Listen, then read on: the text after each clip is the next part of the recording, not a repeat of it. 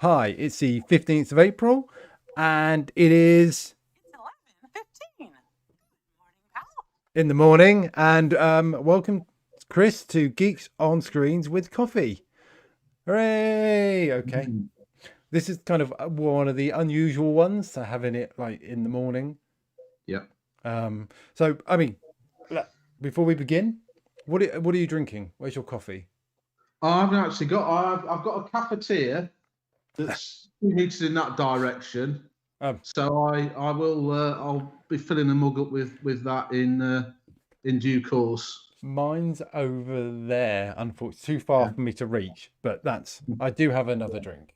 But you have go gadget arms. See, that's a reference that people won't get.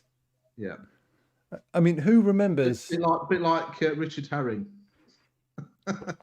Wow, you know Richard Herring? Yeah. No, I don't know.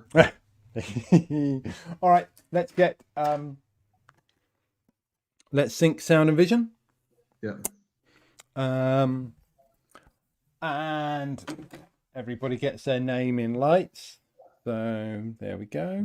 Oh God, yeah. Now, brilliant. That's fantastic. Let me take. That's fantastic. That is. It's I spend literally seconds doing these. I'll take a picture of it. Yeah, I'm so tempted to set my Twitter profile picture to that. So, what does E8 mean? Oh, I used to work. God, there's a story. So I used to work for a startup called Annotate. So it's ANNOT 8 at the end. We the guy that said it startup said, hey, we all need to have a social media profile. And so the convention was to put 8 at the end of your name. So, and it's just stuck. So. Oh, okay. So it's like a really historical. A fun thing for you to do today, just see on Twitter if there's a Chris Adkin on there without 8 at the end. Well, you can change. Is that part of your handle? So you can change that, can't you? I think you can. Yeah. I could do. But it's more. Just leave it. Yeah. I mean, it's more fun to just leave it as it is. So, Chris, well, thank you for coming on Geeks on Screens with Coffee, or with water. Sorry. Yeah. You work for Pure Storage. Pure Storage. Now, I see a lot of your posts on Kubernetes, and I think I saw you. We mentioned before. I saw you in Leeds. I think you were doing a talk on Kubernetes or big data clusters. I can't remember. I think that might. Oh God! Back in the midst of time when you could go places when you weren't locked down. I suspect that probably would have been on big data clusters. I suspect. So, how does that relate to storage then? Well, it runs on Kubernetes. So one of the areas that I'm really interested in at the moment is Azure Data Services. So that's big data clusters that you've got in the here and now, and then also what I suspect you'll get by the end of the year is Azure Arc enabled data services. Obviously, any kind of data platform, you need storage. The company I work for, we've always had an interest in Kubernetes. We've acquired Portworx, who only specialize in storage for mainly platforms based on Kubernetes. There's some other things in there like Nomad and Docker Swarm, but yeah, that's how it ties into storage. Tell me more about this Arc then. So Azure Arc it's Microsoft's. It's part of Microsoft's multi-cloud strategy. Okay, so the idea is, if for whatever reason you can't consume Azure directly, Microsoft are kind of bringing Azure to you. Okay, so there's various facets to it. There's Azure Arc for servers, Azure Arc for SQL Server, Azure Arc for Kubernetes. The bit I'm interested in is Azure Arc enabled data services. And at GA time, so at the moment we're in public preview, that will give you the ability to run Azure Arc managed SQL Server instances and Postgres hyperscale on premises, or in a public cloud that isn't Azure. So basically anywhere where you can run Kubernetes. All right. Okay. So this isn't Azure Stack, a piece of hardware. This is software You based.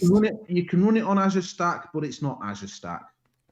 Azure Stack is just an environment for it to run on, but this is purely software to effectively extend out your data center to make it seem like it's running in Azure. Well, it's kind of, in a way, it's to extend out the Azure cloud. I mean, it kind of, in a way, it changes the notion of what Azure is from something that manifests itself in Azure data centers to anywhere where you can run Kubernetes. And the reason I'm interested in it is because if you're from an on-premises background, and that's mainly what you use, and you see all these goodies in the Azure cloud, it's for me, it's been a bit like, you see the picture of memes of a kid with a nose pressed against the sweet shop window. You can look, but you can't touch. And that might be because of data sovereignty. It might be that you're in a particular part of the world that's quite a way off from there's no local AZ. It could be a whole bunch of reasons. It could be that you want to use Azure services, but you've got a certain amount of investment in another public cloud. If you're in any of those boats, Azure Arc-enabled data services will work for you. So I could have, effectively I go to the one portal, the Azure portal, and I can manage stuff that's on-prem. I can manage, so I wouldn't even almost know or care. I just need to know it's being provisioned, and it's... Yeah, so with Azure Arc-enabled data services, there's two modes of deployment. There's what's called a direct connected mode, where you do stuff via the portal, and then there's an indirect mode. Okay, and so you think of certain organisations out there, banks, think of certain government organisations. So we sell to customers, and because of the nature of their business, we're told, drop the hardware off at a distribution centre. We don't know where that goes on to or what it's being used for. So organisations like that, I mean, we call them dark sites, where they can't upload stuff to the cloud. Okay, you can still use Azure Arc-enabled data services, but what you would do is you'd run it in indirect connected mode. Then, if you need to upload anything, you can do that manually via the AZ Data CLI. Okay, so you've got the same CLI, so you've got the same command set. So you've got the for Azure Arc-enabled data services, you can use the portal in direct connected mode. You can use Azure Data Studio, but you can also use the CLI, and it's the same CLI that you use for big data clusters. Oh, cool. All right, so it's just one experience, and across where it doesn't matter where the servers are, you just got one easy user kind of experience. Yes. So, I mean, that makes a lot of sense. Have you got a budgie? I haven't. No, I've got the. I'm sitting in my kitchen. The patio doors are over there. One of them is open because it's quite a nice day. The dog's on the patio sunning herself, and that's the sound of birds. All right. You can hear. It's not a budgie. No, I was just checking. I mean, we've skipped all the kind of the how are you, how's your pandemic going? Yeah. So I presume, if we rewind back to that, I mean, how's it been going? I presume you work remotely most of the time anyway. So yeah, I do. I mean, we were locked down. We came out last week because my oldest son he tested positive, so the whole family was locked down for 10 days. The only member of the family that got to go out was the dog. So my wife leveraged her school mum's network So they almost did like a rota for popping around and taking the dog out. But apart from that, we were locked down. But yeah, no, it's been okay. Yeah.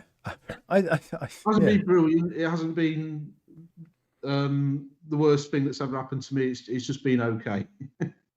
So you do a lot of speaking. I think I do a bit, yeah. that's probably where I first met you, either at a Sequel Bits or something. I first met you at I'll tell you where I met you, at the Southampton SQL Server user group. Yeah. And if you cast your mind back into the mist of time, it was at that church. Yeah. And one of my main memories of that was, there was a kitchen. Remember? The kitchen was, it was one big room. So was it the biggest room, and the kitchen bit, it was at the sink was at the back? Yeah, but the one thing I remember was that people could help themselves to tea and coffee, but absolutely none of the plates or mugs matched up. No, well, I bet they were all donated because it was a. Yeah, no, it's no, I'm not saying there's anything wrong there. I'm just saying it's just one of those little idiosyncrasies that you remember.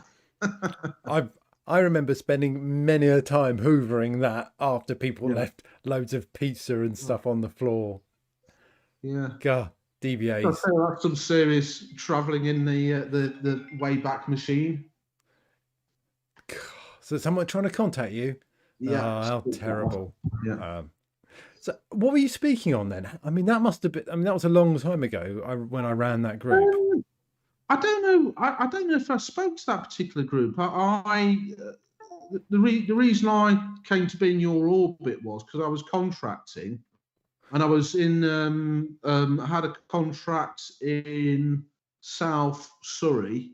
So Surrey's a strange county at the north. It goes all the way up into London, parts of London suburbs. In the south, it goes all the way down to the Hampshire border, and I was round about there, and I happened on this wondrous thing called the SQL Server community, and it happened there was you had your event in Southampton, so yeah, I popped up at your event, and the rest is history, as they say.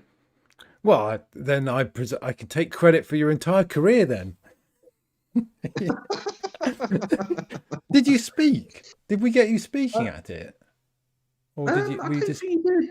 No. I'm sure the first event I spoke at was Alex Whittle's event in Birmingham. Oh, okay. All right. Yeah. All right. He can take that credit then. Yeah. But did you do? So I mean, you were doing. I mean, I remember speaking to you at Sequel Bits, and you'd brought your kids along. So it's probably one of the first ones. Yeah, that was the one at Liverpool. That was, and I had that was that I did a workshop one day, and then I did a like normal speaking session on the Saturday, and I had to. I can't remember how old. I think the oldest must have been probably around 8 or 9. Yeah. So I had the 2 oldest ones. You've got kids, yeah. And they were quite good, but towards the end of the session, they were getting a bit bored and because they're bored. But I don't know what have you got? You got boys, girls? I've got 2 girls. Yeah, 13 and 11. So I've got no. The only females in our family is my wife and the dog. So I've got no experience of daughters. But I think it's a boy thing that they fight. And then towards the end of the session, they were getting a bit sort of niggling each other. I remember I went round. And you work for Microsoft, yes? Yeah. So you'll know Woody. Yes. And I took them through, and he had I don't know how the hell he happened to the face huggers from Aliens. Yes. So they've got those egg things, and the face huggers pop out. Yeah. He had like a face hugger plushie. I was walking past him, and he said to the kids, "So have you ever seen Aliens?" That was my face hugger plushie. Oh, that that was he your photographer that he plug. must have borrowed. I did. I did lend it out to a few people. Ah. Yes. The It's not really something that you really want your 8-year-old or Well, younger to watch. that's what I was thinking. So if anybody's watching this and you know Buck and you wonder why Buck Woody childcare never took off. Yeah. Oh, they were just so scared. Yeah. It was always very quiet, but just Yeah. Well, it's pretty scary for a lot of adults, let alone people it's inappropriate for. But yeah. I think he loves playing up to it. The problem is he's so good and he'd be so good with children because inside he's just the same age, and Yeah. Yeah, I did feel for you, kind of, because it's quite good having your kids there because they get to see it. So until my girls got bored, at the party, I would take them around using Skype so they could see what was happening and people dressed up. Yeah. But that's kind of they're not that interested now. I do remember Bob Duffy scaring them. Wow. Yeah, no, it's. I mean, you asked me about the pandemic. I absolutely look forward to the day when if the God willing, the conference submission gods smile upon me, that I get accepted to in-person events and speaking again in person, because it's not the I mean, during a pandemic, there's not much you can do. The whole world's become virtual, but. I mean, hopefully, like everything, it won't last forever, and I'm hoping that perhaps at some stage next year that in-person events in Europe might be a thing again. Yeah, I mean, it's going to depend, isn't it? Because international travel will probably be one of so some of the smaller events might start up, but the bigger events might need to wait until international travel is sorted completely. But we won't really know. But I think people they want to get back to in-person events. They're going to come back. How have you found the transition from what used to be the occasional virtual event to now it being all the time? Do you miss the physical audience? Yes, I do. I mean, it's kind of strange, the whole lockdown thing is, because under normal conditions, I perhaps work from home half the time, and then I'd be on the road in and around London quite a lot. It's because a lot of in-person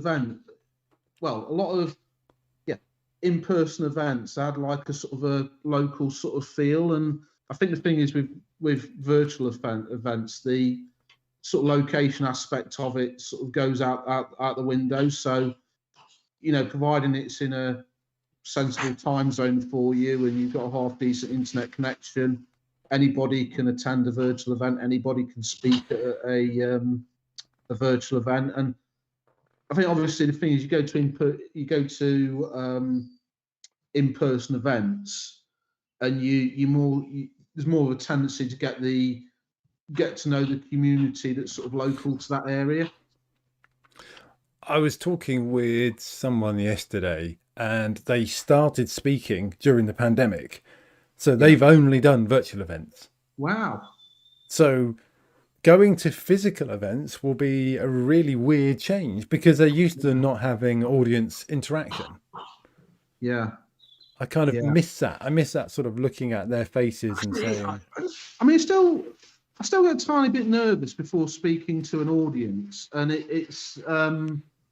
the thing is, you sort of stood there, you got all these people in front of you, and you just, I guess when you're speaking, you don't look at one, you'll glance around the room, you'll say something. So I guess, you might, give a session on synapse or synapse, depending on which side of the Atlantic you're from, and you'll say something, and there might be people in the audience who've used that, and you'll get like a knowing look, and you might say, yes. I can see there's people in the audience who've done that, know about that, blah, blah, blah. And you don't, I mean, obviously, you don't get that with a virtual event. No, I mean, you can, if you've got good organizers and you've got people like handling questions in, so chat windows are Yeah. a new thing because Yeah. before you would just be looking at the audience, you'd be talking to them, Yeah. you'd be interacting with them. Yeah. But then you've got this thing on the side over here now.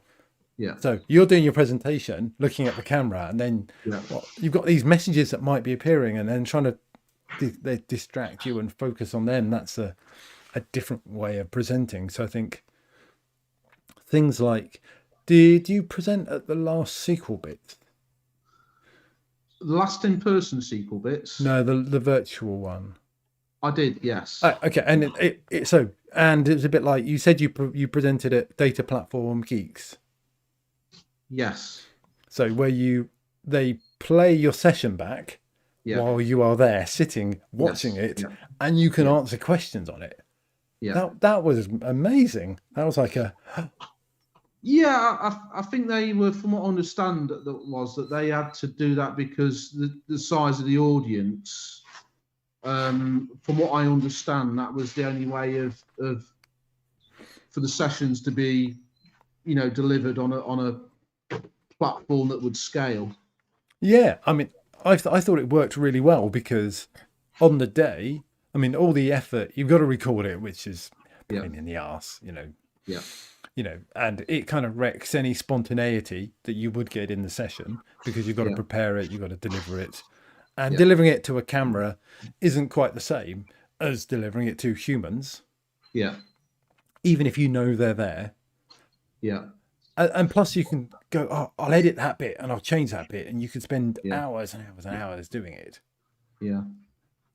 Well, the thing I find as well is I find if I'm speaking to an audience, I find I project better if I'm actually stood up. And you can just gesticulate more. Yeah. It can be more had up. It's like I say, you'll mention something, and you'll get. I tend to find in the audience what you get is you get two types of people. You get people who've got like a real hardcore interest in what you're presenting in, and then you get people who've got like a passing interest. And then for the people who've come to your session because they've got a real laser-like focus on what you're doing, you'll mention things, and you'll get those knowing looks, and you might sort of ad lib a bit and sort of go off piste, and somebody will ask you a question, and the whole thing becomes a lot more fluid. Yeah, I like that. I mean, but I think when you did do the sequel bits, the Data Platform Geeks, you could do that. So when I presented, I knew that was going to happen. So I said, me one is going to do the presentation, and me two is going to be answering questions in the chat. So I'll ask me two questions, and me one will just carry on, and I make references back to me two during it. And I forgot I did some editing. I did some zooming in, post, and kind of, it was kind of, and I went, oh, I forgot I did that, and put that in the chat window so I can ad lib on my own, video. Because, but I found that keeping the energy up was tricky, because when you're in front of someone, it is. That's sort of bit. I find it much easier, like you say, to keep the energy levels going. And you're actually stood up on a behind a lectern or some kind of stage. Yeah, and you've got you've got demos. You've got adrenaline from your demo's going to work. Well, the other curious thing about in-person events is more so on the what were the sequel Saturday events. I was finding that I'd go to places, and a lot of places that tend to be colleges. So the audience would be sat in front of you at different desks, right. and you almost feel like saying, when the time starts at X, turn your papers over, no conferring, no chatting. I think the one in Ireland was done at a college, one of the Yeah. island ones, Dublin, I think. Or Cork, was it? No, I can't remember Dublin or Cork. No, Dublin.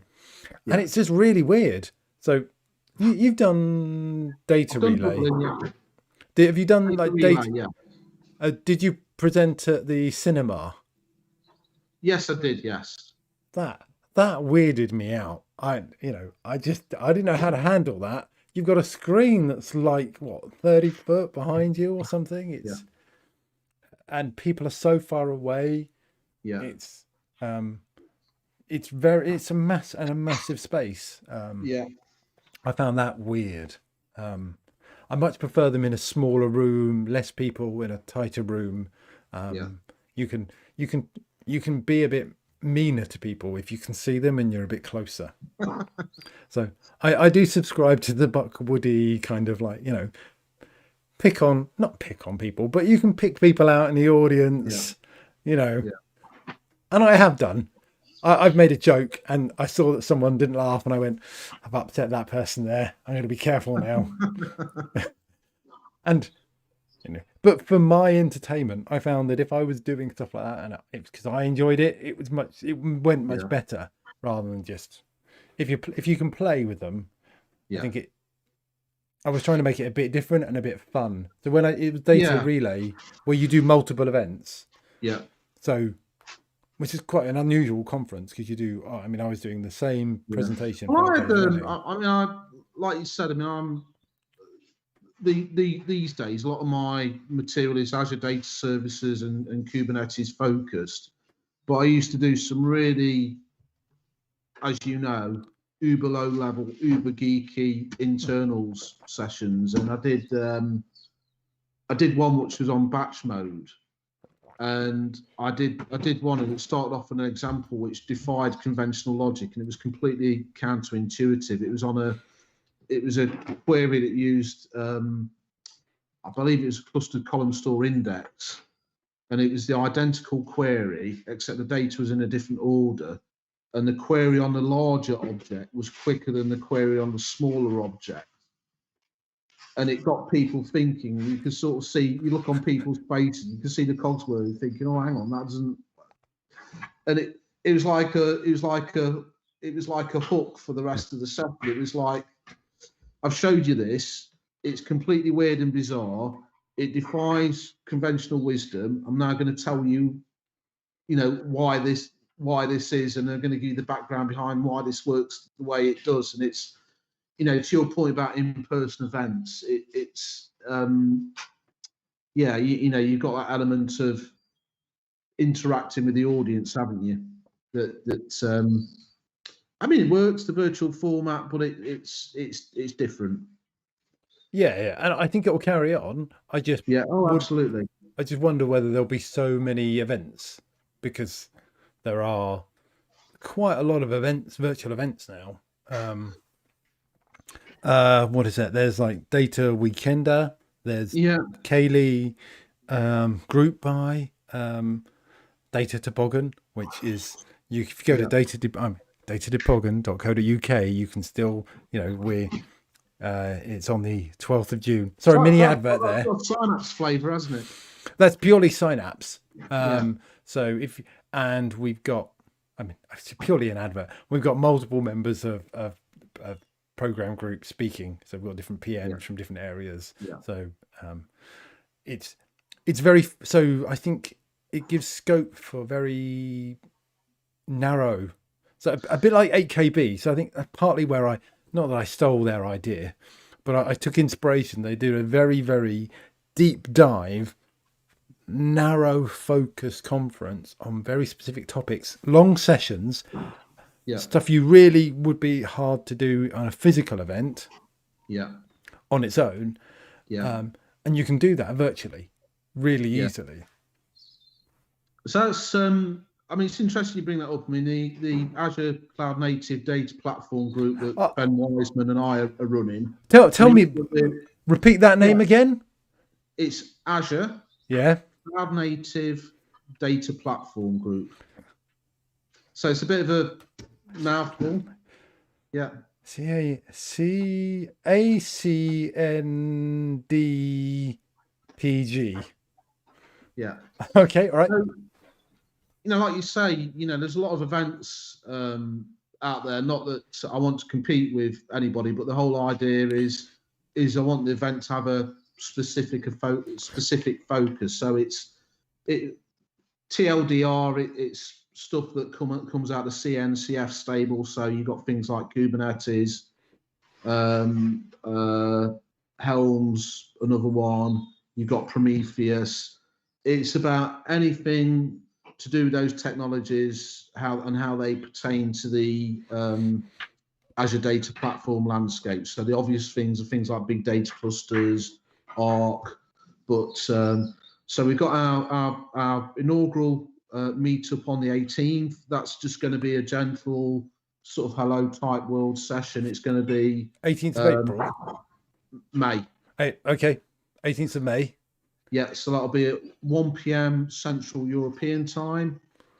You can find details for that on Meetup. Ben's set us up with a Twitter account. So, yeah, go to the Meetup site, tweet me or Ben Wiseman. What that's going to be is it's going to be like a gentle introduction to what we're about, what we're going to cover, what the landscape is. I need to chat to Ben, but I imagine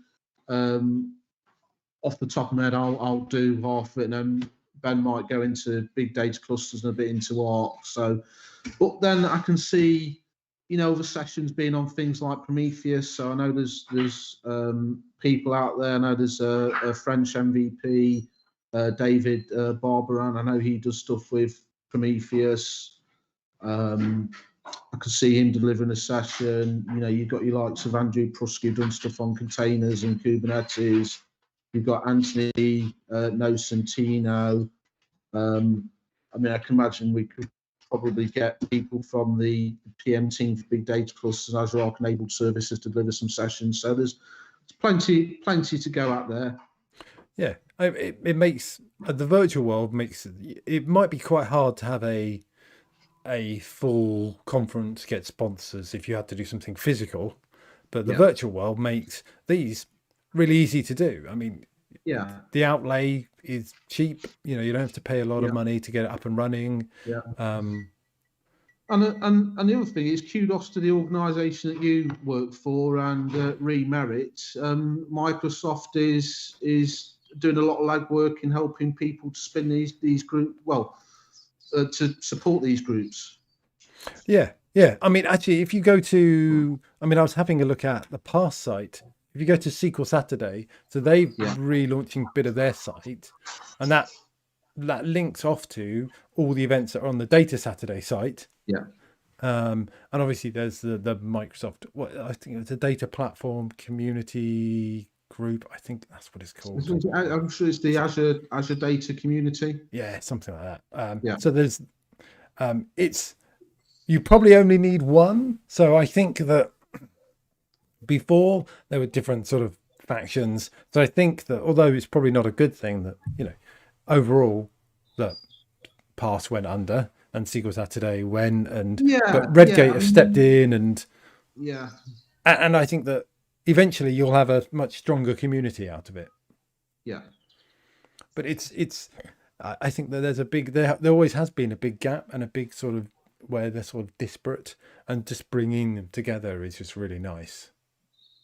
Yeah, I'd agree with that. Oh, so where are you speaking next, and what are you speaking on? So the next confirmed gig I've got is Data Minutes. So I've got a 10-minute session on. Well, everybody's got a 10-minute session. That's the whole idea. That'll be a quick blast through Terraform.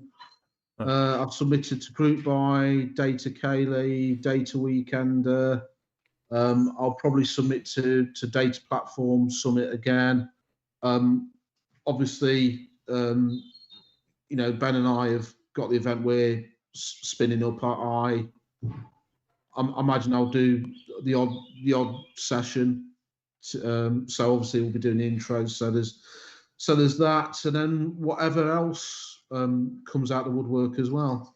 Yeah, I still think the user groups in the UK and things, I don't know how they're faring, but yeah, they still have people. Yeah, they're doing well. I mean, I'm speaking at some user groups, but I must admit, I've been a bit. I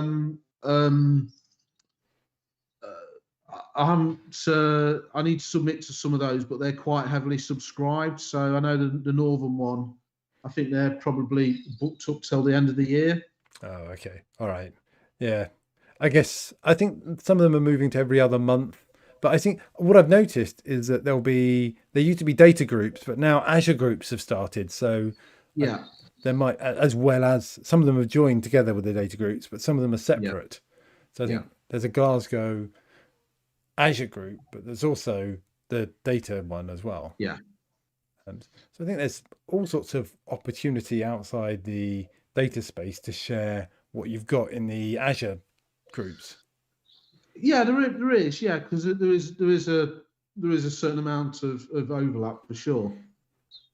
All right. So I know that we've got a run. I've got a 12-ish finish. Yeah. So we've got two more questions. One from the Richard Herring emergency question book. Okay. Is that coming through backwards for you or the right way around? No, that's the right way around. Okay. All right. So you pick a number between 1 and 1001. And as long as the question isn't rude, actually, before we even get there, we've almost spent 45 minutes talking and I haven't asked you what your favorite cheese is. Oh, favorite cheese, Red Leicester. Red Leicester? Yeah, Red Leicester. Yeah, I've never been a fan of Red Leicester. I don't know why.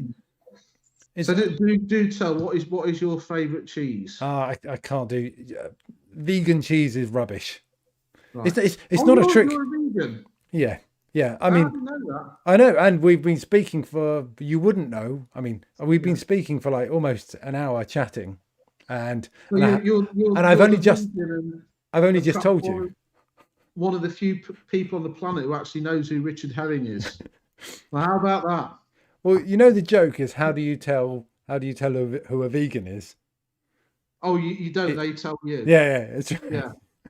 I actually had one other question that I was enjoying, and I was going to read. It was, what do you do for fun? Me? Well, what do I do for fun? It's not a trick question. It is a no. It's my. I mean, what I do. My kids are. I guess they're the combination of the kids and the dog. They're the sort of source of fun. All right. Okay. So pick a number between 1001 and 1001. As long as it's not rude. 250. All right. Why 250? I was going to go slap bang in the middle, but I changed my mind slightly. All right. 250 is. Oh, it's a gift that keeps giving. All right. Go on. Hit me. Why can't we live forever? God, what a random question. I mean, but that is the. So, Chris, why can't we live forever? Why? Because entropy is a irrevocable built-in law of the universe. Yeah. If you ask me a random question, I'm going to give you a random answer. if you're talking on a sort of a galactical, and a universal level, then yes. You are aware of Professor Brian Cox, or the lovely Professor Brian Cox. Is that the guy with the lustrous hair? Yes, yeah. I take it. Are you familiar with the Infinite Monkey Cage? No, I'm not. No. Oh, it's a podcast, and right. Robin Ince always mentions his amazing illustrious hair, and that he is like a what's his name? I've forgotten. I was trying to get all literal forget what I was saying, but the lovely Professor Brian Cox is his statement that things will only get better. The song with Dareem he did is his own quote is one of the most inaccurate songs ever written for pop. Right. Okay. Because of entropy. Right. He goes into a long Wow. description about it. Wow. You just reminded me of that. Right. I think, should we do another one? Yeah, go on. We've got a couple of minutes. Dorian Gray, that's it. Sorry. Robin Ince, who presents the Infinite Monkey Cage with Brian Cox, and Robin Ince is the Dorian Gray painting for Professor Brian Cox, because he never seems to get older. Right. It's probably funnier when you're there rather than explaining it, but go on, pick another number. I've learned several things today. I've learned about Richard Herring, you're a vegan, and about Brian Cox's view on entropy. All right. Obviously, you can't have question 500 and a half. There is no 500 and a half. You can't have something that's bang in the middle. Right.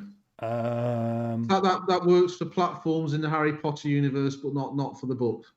Yes. You can, right. Yeah. Whoever heard of platform 9 3/4? Hey, it just doesn't work. Yeah. Since you travel a lot in London, do you watch people trying to wander around King's Cross? Well, didn't they use? I'm sure they used. Was it? It was either Paddington or Marylebone that they used for the actual the interior station shops. But I know they've got the shop in King's Cross, and by God, that gets absolutely rammed. Well, not now, but it's just mental how busy that gets. And there's a queue outside, so you can have your picture taken trying to run through the wall. Yeah, it is daft. Yeah. I mean, I would never do that. No, never. No. So as soon as this is finished, I'll look for pictures of you stood outside that plaque on Facebook. Well, of course we did it when we went to Harry Potter World, or whatever it's called, the Warner Brothers Harry Potter World, the thing that's near Watford. Oh yeah, I've heard great things about that. And you can drink. Is it buttermead or butterbeer? Yeah. You can go to the canteen, the school restaurant, or whether the Great Hall, and you can have butterbeer and butterbeer ice cream, and you can go aboard the bus, the night bus. Yeah. I mean, there's a lot. I think my wife found it more interesting than the girls did. Right. Yeah, they weren't into Harry Potter as much as she is. And on that note, I think it's time for us to go and get on and answer some emails. So, Chris, thank you for your time. It's been great. I'm going to do showbiz goodbye.